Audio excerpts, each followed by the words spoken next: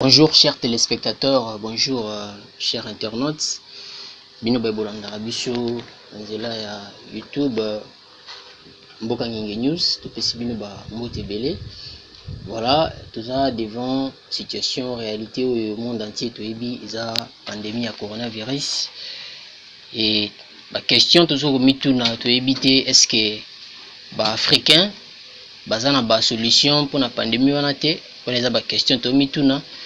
Tomituna ba question est-ce que ba congolais bazana ba solution pour la maladie wana te parce que to na mboka Congo surtout emetaka depuis Congo Kinshasa et mbote na bino dernièrement ezaki avant-hier na mboka ya Madagascar bazaki ba remède pour la pandémie ya coronavirus mais toujours apprendre que Organisation mondiale de la santé OMS baza kotelemila ba mesure wana oyo mboka Madagascar ezwaki balingi te kishi wana ete kama balingi te kishi wana ezala officialisé balingi te kishi wana donc ba contente ezebele. Voilà biso na part na biso etant que ba pandisango tolingaki toya devant ya moko oyo aza nutritionniste aza chercheur et puis aza sexologue ya mboka na biso République démocratique du Congo ye kombo na ye docteur Désiré Bombile na ye nde tozo lobela makambo Italie coronavirus ndenge ezotambola vision na ye et puis déjà nini oyo azosala na ba recherche na ye tant que moto ba recherche. Docteur Désiré, bonjour. Bonjour Ndegotras. Docteur, évolution ya coronavirus na monde entier et puis na Congo démocratique du Congo toza wapi exactement lelo na kati ya République démocratique du Congo?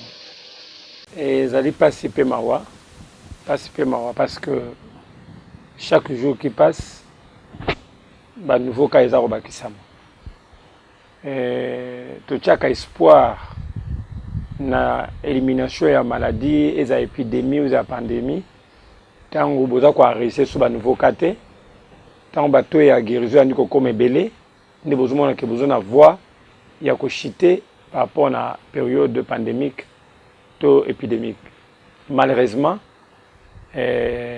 na mokili pe na mboka na biso surtout to ezali komata chaque jour. So tongo etani nouveau cas. Tongo etani nouveau cas. Tongo etani nouveau cas. Alors situation est chaotique. Situation est désespérante par rapport à la population. Comme on était tisikoyo solution ya solo dans le pesamité pour na ko barrer route na progression ya pandémie oyo na combat Covid. Donc la réponse à Moukou c'est encore sombre parce que la voie de sortie n'est pas. La voie de sortie n'est pas, docteur, mais est-ce que déjà actuellement na mboka na biso tokoyi ba est-ce que baka tokomi nango combien tokomi na déjà 335 lobby le lot na tonga na zone d'information té mais je crois que tito koma na pourquoi pour atteindre peut-être 350 parce que ba point de contact ya bateau bazaki qui na contact na bateau baza affecté ils peuvent se poursuivre donc na kolanda maloba ya bandeko aza ko travailler na riposte wana ba pronostic ko ba été première semaine ya mois de mai puis deuxième semaine ya mois de mai to ko atteindre pic ya croissance ya maladie oyo na pour na ba été na tableau na bango continuité à progression à maladie ezali et l'autre comme la 335 donc déjà bientôt 350 donc on monte toujours monter docteur voilà tout le bila makambo yo bisto et pour ces biso to ya komona yo et tout mona ki ba mikole uti oleka même hier to lo babongo tout mona ki yo ozo poster mingi na ba compte na yo ya réseaux sociaux que enfin la solution préventive et curative contre le Covid-19 est là. Voilà, biso to dit ba solution wana préventive et curative. So to bi préventive eza pour nous prévenir, curative eza vraiment pour nous bikisa. Est-ce que ba solution wana eza vraiment ou bien ndenge ni to dit ba? Merci ndeko na ngai omoni tant tozwaka mikanda ya gouvernement. Eza pour apesa biso confiance na lolenge ya musa tozosala. Naza reconnu comme chercheur congolais dans le domaine de la nutrition. Nous avons arrêté ministériel pour faire fonctionner Moussa Nanga. tant on a qui mbele mo konzamboka était l'air est grave tout s'impliquer pour le Cambouyango. J'ai amorcé des démarches n'engena banana nubongote n'ebe que n'a solution mais on sait qu'il y a bien avant que tout a paniqué parce que la solution est bel et bien là na ça ba démarche oyo mutunyo sumala mako sala akomeli bande kwa riposte akomeli ministère de la santé akomeli ministère de la recherche scientifique akomeli ministre présidence de la République akomeli premier ministre akomeli gouverneur à ville pour nous savoir que non je suis prêt il y a quoi accompagner équipe oyo pour nous trouver solution na orientation optionnelle ya nini na sala qui travaille on a présenté qui nous moni tout savoir si Covid-19 sa prévention et sa prise en charge option nutritionnelle. C'est-à-dire, naïbi que fonctionnement maladie oyo, ils allaient dépendre beaucoup plus de la réponse immunitaire nabiso, c'est-à-dire anticorps nabiso. N'engé ko ça face na attaque wana externe la koya. On la voie la plus efficace pour nous apporter solution wana, ils allaient la trouver par rapport na otubengaka notre alimentation. C'est notre alimentation qui est la base qui va permettre de prévenir maladie oyo, voire aussi de guérir yango. Raison pour laquelle que la mode opératoire il y a Covid-19 parce que pour nous nous travailler comment se contaminer comment se mitaka comment affecter le coronavirus et puis ce qu'on a mode opératoire wana ndoko arrêter fonctionnement na ye. C'est l'assistance là qui n'a travaillé qui alors naye ko sala lo mobimba to benga ngo gamme à Covid gamme wana à Covid ezali ensemble ya gamme ayini koloba anti ou bien absence ya Covid alors lokola absence ya Covid il faut ça constater na mokili ko na mboka na biso nous avons présenté gamme wana na koloba ete à partir ya gamme oyo ezali ko répondre na ba symptômes nyonso oyo ezana kati ya maladie oyo to bengi coronavirus. Maladie oyo la coronavirus.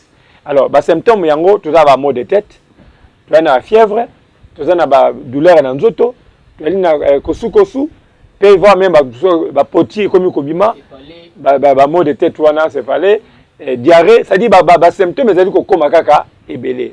Manque ya goût na munoko, manque ya solo na munoko, ça dit ba symptômes ezokola. Alors, comment on a ensemble ya ba belema wana na gamme na biso to sali gamme oyo ko permettre biso to résoudre chaque cas ou chaque symptôme oyo maladie ezo présenter. Ça dit soki mo tout pas sezali to na gamme to bengi yango na kati ya gamme to na produit to bengi na kombo ya CFA 0 CFA ni koloba céphalée 0 ça dit que c'est mo tout pas si to na matux ni koloba maîtrise la tout to ali na agrippe pour na combattre fièvre to ali na NF faisait qu'on combatte la douleur dans nzoto et bon na bongo. Maintenant hormis ba produit nous on atteint on dit ba produit symptomatique mais tout ça pena oyo to bengi interférent. Yende sikoyo mutu azali base. Il y a récite, il y a recherche na biso oyo to bengi bongo interférent. Yende sikoyo azali ko combattre penza virus yemoko. Non seulement combattre virus mais encore plus il peut renforcer notre système immunitaire pour que ça fasse un problème. Donc, interférent, nazali base il y a fonctionnement normal. Bato bayebi bayekoli tant bien interférent, ils ont des protéines qui sont libérées au niveau d'anticorps na biso pour na ko faire face na auto benga ka attaquer ba virus. Donc, ceux qui virus ça ko attaquer biso protéines sont libérées et ça interférent. Et qu'il y a interférence dans le monde viral pour que et quoi atteindre tout que se multiplie dans la mututé. C'est dire avec ça nous pouvons mettre fin, te mettre à genoux ce virus qui a bouleversé le monde entier. Maintenant la difficulté c'est à un niveau ni. Ngata ça loko oyoboye, j'ai présenté yango parce que j'avais écrit officiellement la Bakonzi, mais j'ai présenté souci d'angezali que le gouvernement congolais azwa yango na maboko na ye. Yende a multiplié yango. Voilà docteur, tu dis tout comme wana, merci parce que au fond les biso brèche yango, to lingi to yeba ba chercheur na Congo na biso bosé belé et to apprenant que centre de recherche pharmaceutique de Luozi bango pe basaki produit moko boye mais ministère de la santé balobaki que bango ba présenter bango na ngo te yango to lingi to yeba est-ce que gouvernement a tout ça la bino confiance te parce que boza ba africain boza bana mboka to isa au juste vraiment nini tana comme la place wana na zala mai na misu et des fois toujours on a dégoût il y a qu'on travailler pour na ko promouvoir mboka na biso na lobali kama mingi comment est-ce que yoso bota bana yo mokumisaka bana baninga ozana bana maele ozana bana ya kitoko nozo kumisa plus bana baninga ça fait très mal ce qui na mboka na biso to valoriser travail ya bande ko na biso moko na mboka te je ne crois pas tous là épanouissement mboko mkoni lelo tozomona na ko bana étape coloniale na biso ti lelo toza ramena ba éminent professeur ba éminent politicien au basali parcours na bango ba papa Lumumba obenge koko pa na pona biso Lumumba Mobutu ba musée bango nyonso ils avaient auto benga patriotisme souci ya ko défendre intérêt ya mboka alors eloko wana et ça la rake batom banda ba respecter bino pour bali ko se prendre en charge bino moko et sa phrase papa musée ko va toujours été prenez-vous en charge et tant toujours se prendre en charge et ça kamuka ya ko bango na niveau ya réalisation ya mécanicité mais nali kamoto ok na ngona ndenge ya ko ba été toujours compte na tableau il y a grande réalisation même sur la carte de réalisation il y a objectif tout ça na yango alors ceux qui ont vu que se prendre en charge du point de vue pharmaceutique du point de vue collier du point de vue hôpitaux du point de vue kotanga donc nous sommes bandi ko sala biso moko c'est ma kokena biso moko c'est déjà l'épanouissement ya mboka mais ceux qui te rozela kaka baninga ba sala poto za yango baninga ba sala poketo za yango et ça vraiment désolé yango na confiance ceux qui mo konza ba keno ya moni yango te na ebité ceux qui ezali bosolo to ceux ezali bato ba travailler na ye bazo couper ça rapporter ou bien nini na ebité mais ce qui est vrai il y a une nette négligence n'a pas ya ba autorité congolaise vis-à-vis na bana ye vis-à-vis na bato bazana kati mboka o ba cause la paix une bénédiction pour la nation congolaise na koyoka ko balikamite na Madagascar le produit a été testé il a prouvé ses capacités mais le col la batu moko bazolinga baza na monopole 31 personnes sur 131 pour les personnes les animes tout ça na ba multimilliardaire ba ocha ba moyen na bango anje pour na représenter ba produit na bango bazolinga bango baza na monopole même il y a fabrication monopole il y a découverte monopole est bleu nyonso wana c'est-à-dire toutes les pensées qui viennent ailleurs ils ont pris en compte OMS azanani OMS azan mutu auti na lola koité ce sont des gens qui constituent toute une organisation mondiale de la santé ozomona alors le loso ki nga na ko ma pe mukambia OMS na ko ma pe membre na OMS ezali kambu ya babaka ke bataka batu oyo auta mboka bosangani mais les malades que ceux qui sont en train de décider ceux qui ont déjà des mots boyé préconcis na mitu na bango bazali une orientation moko déjà carré au bazui tout ce qui viendra et ça va parce que bango va pouvoir voter ce qui est injuste ce qui est anormal nous devons laisser la chance aussi aux autres de faire démontrer ce qu'ils sont capables de faire parce que tant yo comment est-ce que yo mekina so pour anaté o lebilo ko ngote ozo ba ke mungu eleki suka eleki mafuta eleki mais yo guta ngote yo même to lambi ngote moi l'accès yo lambi c'est ko to mona parce que yo lambi te ce que muto lambi ozo finga bilo wa muto lambi l'accès yo lambi c'est ça l'irresponsabilité donc mon Trump parce que ba été il a pris la décision même de retirer soutien à OMS. Pourquoi? Parce que il se montre une bataille irresponsable par rapport à la maladie. Ils n'ont pas eu le temps de prévenir, ils n'ont pas eu le temps de et si solution concrète c'est que nous avons gêné leur mot pour avenir à la population. Ce qui est regrettable. Et ceux qui m'ont cannabis au Congo, et quand on va Kolanda, le lenga va caprice je crois qu'on n'aura pas un épanouissement ni un développement au cannabis. C'est ça les grands regrets de Zanango. Et des fois, nous nous sentons même menacés, nous nous sentons même à l'insécurité. Quand vous voulez sortir une idée, vous sentez que quand vous allez menacer, un bateau va protéger, bateau va continuer à boko, ce sont eux qui sont en tête de vous menacer. Alors, je ne sais pas qu'est-ce qu'on va faire dans ces pays. Docteur, insécurité en haut, néozoloba, et où tu as un niveau nini, et ça parce que les produits ne bino, tomaïl et bino, ba dutaka nango to procédure au bino bemela bango peut-être dara au bango bazela raté peut-être ba bazela procédure peut-être ba rétro commission peut-être ba procédure mususu ba réalité on est comment pourquoi et là konyoso ceux qui ont une intention faut le intention na yo vous comprenez ngana ba ki boui na tu on est bandé nanga que moi je suis qu'un simple concepteur j'ai concis c'est pas moi qui va distribuer ces produits. C'est pas moi qui va publier et multiplier ces produits. J'ai un gouvernement. On a fait partie de la Kawana. On a une responsabilité de promouvoir le local. Vous comprenez? Donc, on a travaillé de manière parallèle. On a travaillé à gauche, on a travaillé à droite. Non.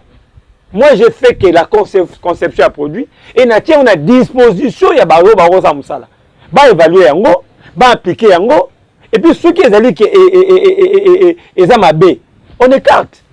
Ceux qui ont dit acceptable, vous prenez en charge, on a vu par auteur, et vous maintenant qui est le gouvernement, vous tenez à disposition du monde. Et qu'on redéveloppe l'économie en Boka. Parce que le problème est que nous sommes là en train de présenter un élément au nom de toute une nation. Vous comprenez? Parce que tel n'a pas fait le nom, parce que l'autre dit Tracy. Ah, nani, auta wapi, papa na nani, asa la politique nini, asa parti politique nini. Vous limitez les gens. Asa nani, bazo kavaye ba source na yo, papa na zara nani, asa ni na politique mboko yo, est-ce que osomona, ilo ko ani ko bon. Mais ceux qui le autre pesa toujours sur chance ya ko évoluer, na ce que toko découvrir ba tala mususu, ou ezali étouffé, ba tala mususu ona no yebani te ezali. Il y a pas seulement parce que tel a déjà fait le nom na politique. Sur la télévision, lobby, tout le monde écoute parce que c'est le professeur Mbiokolo, c'est le professeur Mambweni, c'est le professeur parce que à ça la politique, à ça membre il y a FCC, à ça membre il y a Cash, à ça membre à la Mouka, à ça Mouto, à ça député. Non, ce n'est pas ça la santé déjà, ce n'est pas ça l'évolution en Boka. Je peux sortir du néant. Il y a des noms que nous n'avons pas connus quand Mobutu était là. Il y a des noms, quand on a connu la politique, quand Mobutu était là, à quoi tout le monde s'est pété. Mais ils sont maintenant en train de régner dans Boka. On leur a donné la chance. Pourquoi pas donner la chance aux autres? On peut aussi trouver d'autres personnes qui n'ont jamais été dans le monde de la politique et puis à ces Makamsousou. Et ce qui est encore plus étonnant, c'est quoi? Quand on devient ministre ou quand on commence à diriger une entité moroboye officielle, cela vous donne l'occasion au commis maïl au sans mokile. Donc, il y a commis expert, au commis danger, au commis au kiti, c'est-à-dire, il y a une chose d'importance, au commis yona parce que nous avons nommé. Yoza nani, ngam na nommé, na ministre, na soki chef ya boy, soko boy. Na nani, au commis nommé, il va dire que maïle nyoso ya batu nyoso à Congo, il longue la mutuna bango et kokota na mutuna yo. Non, on a toujours besoin des autres. Alors pas souvent nous ça que on ne peut pas évoluer avec de telles situations dans Boka Nabiso et ça fait décevoir et ça décourage même ya non. Pourquoi tout ça est fort en gros? On n'a pas dormi, on s'est sacrifié jour et nuit. Je peux vous présenter le tableau et le tableau qu'on a sali. Quand j'ai fait ce travail ici pour nous présenter au cours, et là, quand vous me commentez, j'ai travaillé dur. Quand on fait tout un schéma, mais un schéma, on a travaillé dur et ça a pris en compte. Vous savez comment ça fait mal? Vous savez comment ça fait mal? Pourquoi on a pas pour pourquoi on a mis pour nous sali quand nous avons pris en compte? C'est regrettable dans le cannabis. J'ai même écrit des livres. Oyo, par exemple, les aliments qui guérissent, on a démontré ce que l'ail est capable de guérir, par exemple. C'est que la tomate est capable de guérir, par exemple. C'est que le gingembre est capable de guérir, par exemple. Et le travail a été fait, présenté, et défendu. Dans le sens où il a été, la limité. Celui qui a créé la médecine, on l'appelle Hippocrate, notre patriarche. Alors, la phrase est que l'aliment soit ton seul remède. Alors, que l'aliment soit aussi, non, ton seul remède. C'est après sa mort que nous avons commencé à modifier. Pour nous que non, aussi ton premier remède, pour dire il y a d'autres. Mais quand on dit d'être ton premier remède, que l'aliment soit ton premier remède, pour dire que tous les restes, ils ont un ciment. Pourquoi tu as ici aliment ciment, tu as un liboso? Pourquoi tu as un médicament, tu as un liboso? Tout ça parce que tu as une guerre et un bongo. Les gens veulent s'enrichir dans la santé à battre. Les gens veulent, comme un milliardaire dans la santé à battre. Ils mettent des moyens qu'il faut. Nous sommes que des gouttes d'eau dans l'océan, papa. Nos maïels sont pris en compte parce que nous n'avons pas de possibilités. Je suis un petit peuple qui n'a rien. Mais j'ai une tête. Mais qui peut être valorisé dans Mboka Nanga, qui peut être valorisé dans Mbongo. Dans tout le monde, il y a des Mbongo, il y a des wapi. Après, ça a été wapi. C'est la question que je me pose toujours. Parce que l'autre monde a que aux autres travailler na force j'ai des témoignages puis là témoignages je me souviens que ça là quand on contact na ba mulonga ba malade na biso au ça ba interview au ça ba émission au récolter mulonga ba témoignages tout sali na musa to sala awa il y a 6 ans j'ai fait ce travail j'ai des témoignages il y a ndenge nyonso il y a ba cancer il y a ba prostate il y a foie, cancer à foie, cancer à prostate, cancer il y a mabele, problème à tension, diabète, problème à difficulté à mbéto, difficulté à maternité. Et ça là il y a témoignage les biloko contre liaka.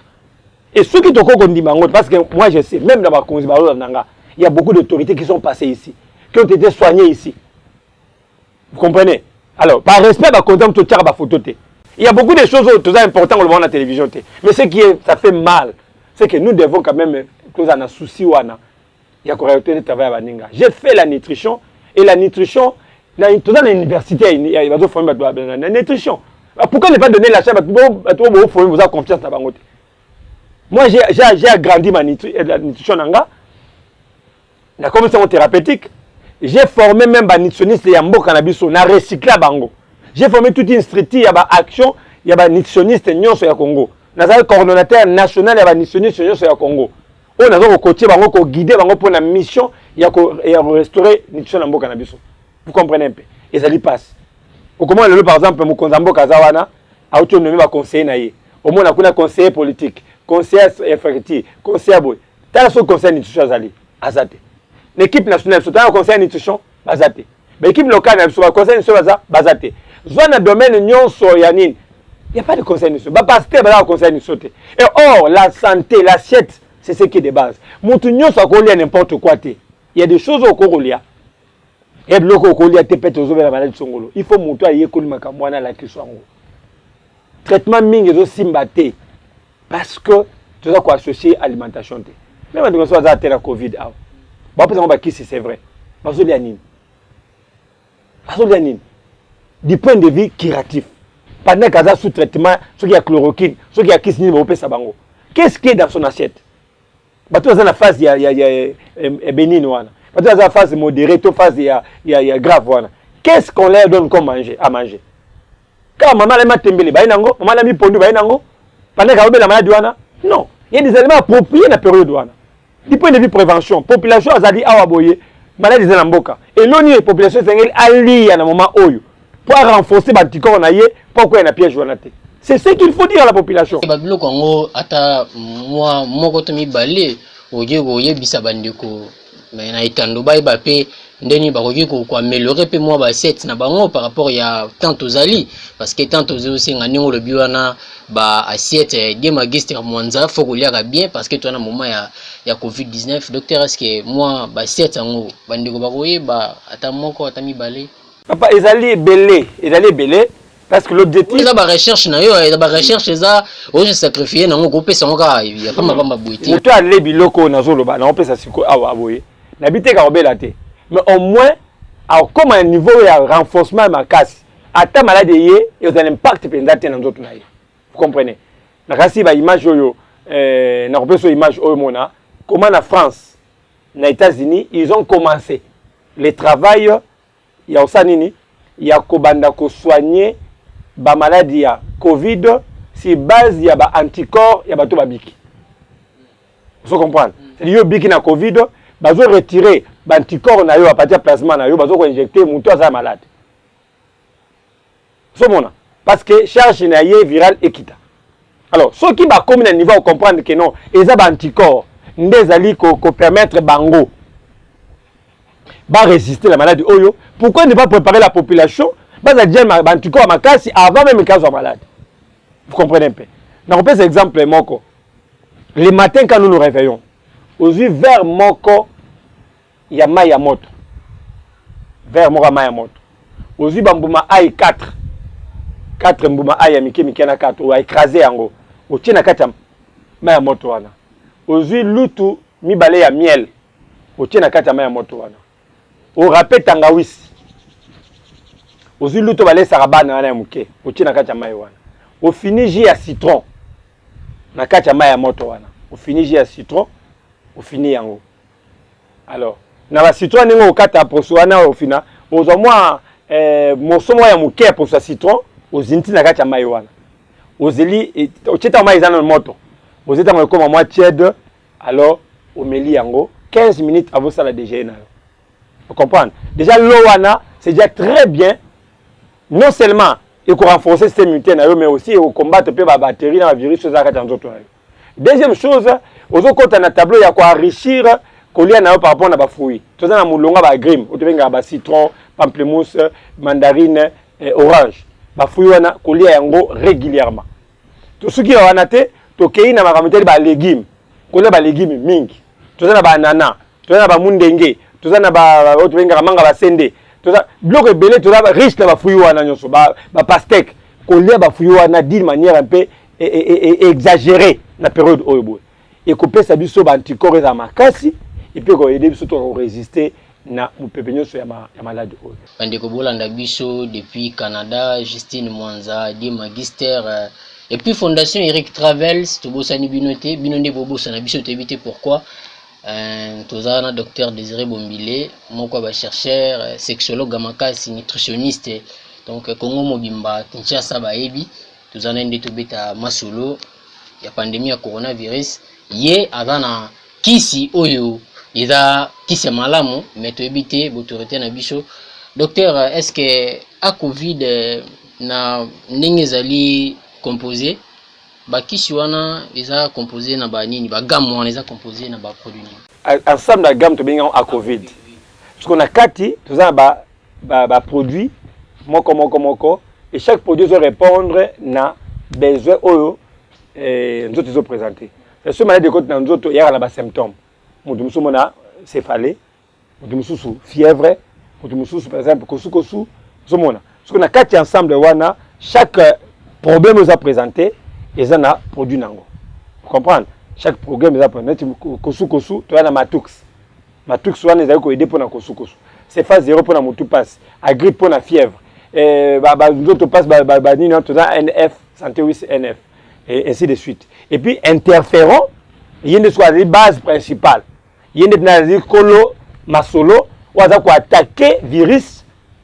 il y a mo penza ko attaquer ko écraser virus wana et non seulement ça ko écraser virus elle peut ko remonter anticorps ya mutu donc c'est ça l'ensemble de wana et nous ça na kana biloko toliaka eza banzetete eza misisa pete mais ça biloko eza na kati ya sani eza ba principe actif ya makasi ndakisa lokola curcuma ndakisa lokola tangawis ndakisa lokola miel ndakisa lokola ail ndakisa lokola pomme verte ndakisa et puis lokola piment c'est biloko eza belé au katobi wana composition na yango force na yango et ils allaient trouver non pas exemple moko oui bi que sozo ça la fièvre poso ya orange au bois karawana bi que c'est la fièvre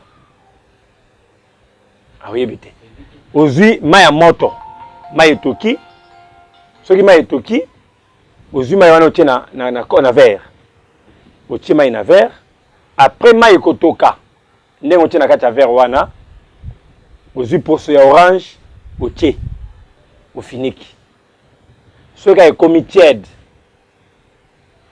omeli yango fièvre na yo ekei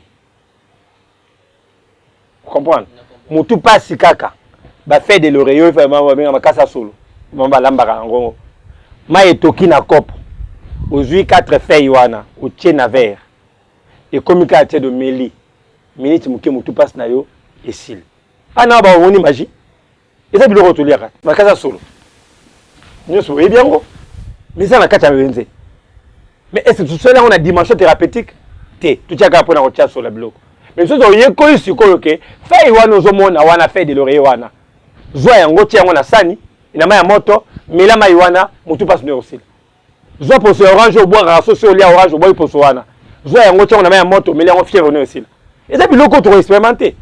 Docteur, est-ce que à Covid oyo ya yo ndenge osalaki yango est-ce que déjà expérimenter yango oyo guérir mutu déjà to guérir bato déjà naza na ba témoignage ebele surtout ba na diaspora parce que c'est avec eux que j'ai commencé à expérimenter yango ne baza boye bato diaspora soka ba fungoli ba agence bazongi makambo etali comment on appelle ba transaction quand sous na cause à moi 10 francs parce que na cas de reconnaissance parce que na ça qui en na titre expérimental bande ko mingi bazana na mikila poto o bazaki atteint na Covid ils m'ont contacté et na kati ya travail wana maintenant je l'expliquer qu'est-ce qu'il faut faire salaboy joa sangisa boy melaboy ça ti na suka ya traitement et azongi maladie cile et na saki même ba audio préventif on a panzaki na mokili les gens m'ont appelé de partout pour na ko remercier nga na impact ou créé na banzot na bango parce que c'était une phase expérimentale.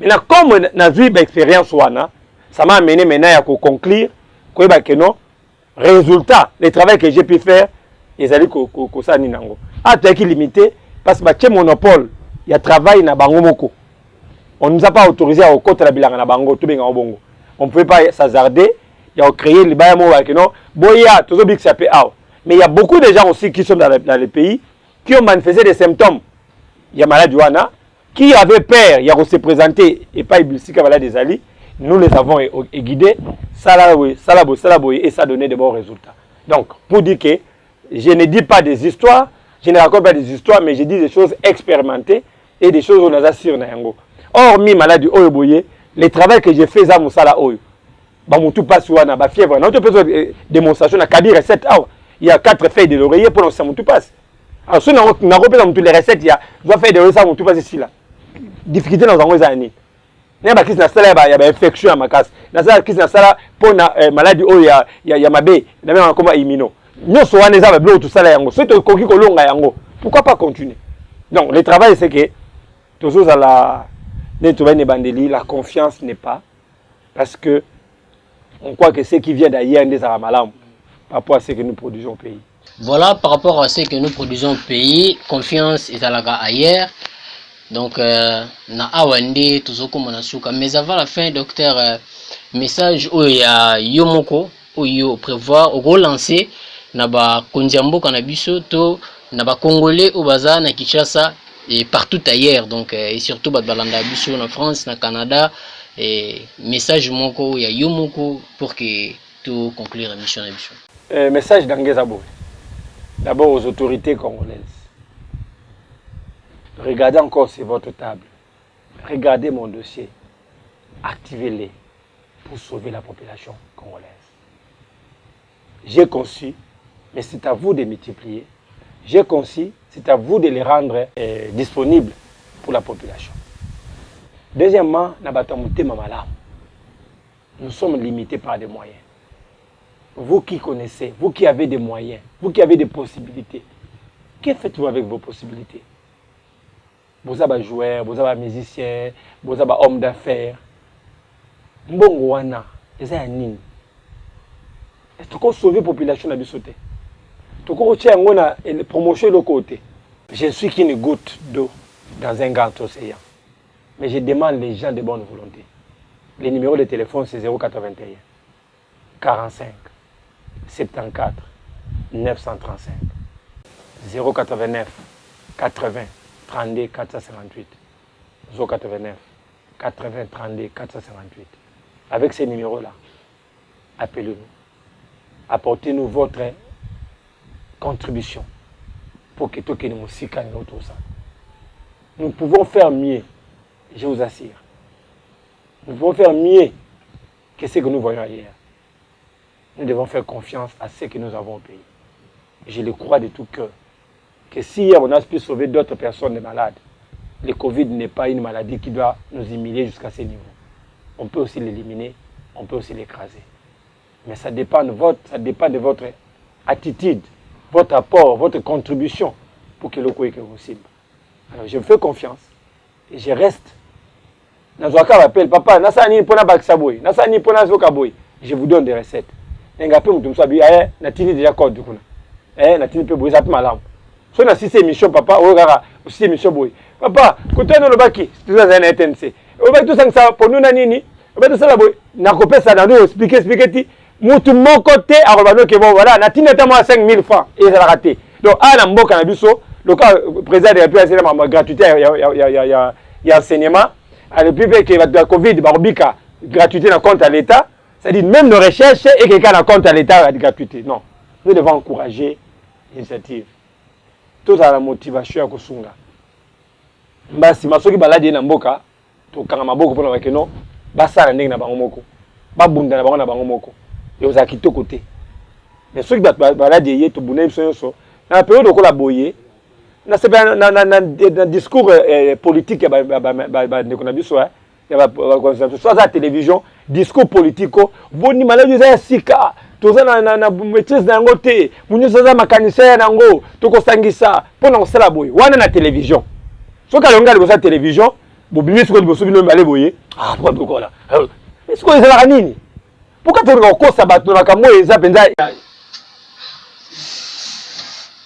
c'est vraiment regrettable. Voilà, merci, c'est vraiment regrettable yango maloba ya suka ya Docteur Désiré Bumbile, maloba suki ici émission na biso vraiment regrettable donc regrettable zoya parce que ba minganga ba chercheur ya mboka na biso to apprenaki que centre de recherche pharmaceutique de Luozi basali produit mais ministère de santé ya Congo balobi bango ba yebi yango te Docteur Désiré Bumbile asali tout un gamme de produits pour guérir le coronavirus à Covid. Donc, jusque-là, ce résultat, la recherche, les documents, ce résultat vraiment. Donc, tout le baraka, nzamba sungambo kanabiso parce que konzambo kanabiso meka kosala kobongisa vraiment pour que makamno se kende bien. Tout est bien qui finit bien. Nenge balobaka. Merci beaucoup na Hervé Zaka, waïda kibiso na technique. Merci beaucoup na mon frère waïda kibiso peut toujours na technique, notre réalisateur Eliezer. Donc merci beaucoup na Bino, et merci beaucoup na Fondation Eric Mwamba, merci beaucoup na Patrick Mboma, Jado Manwana et Ben Binotou. Donc Bambote Belé, merci beaucoup na Bino. Bino babozola na biso na YouTube Mboka Ngenge News. Vous s'abonner pour que biso to sala musala to pesa bino wiza devoir. Donc merci beaucoup. Ne pouvez vous abonner massivement ou tala vous partager les liens et ça la biso plaisir à trop. Nzamba pambola bino to kuta na mbalasima toujours na même dextérité puis na même plaisir. Bye bye.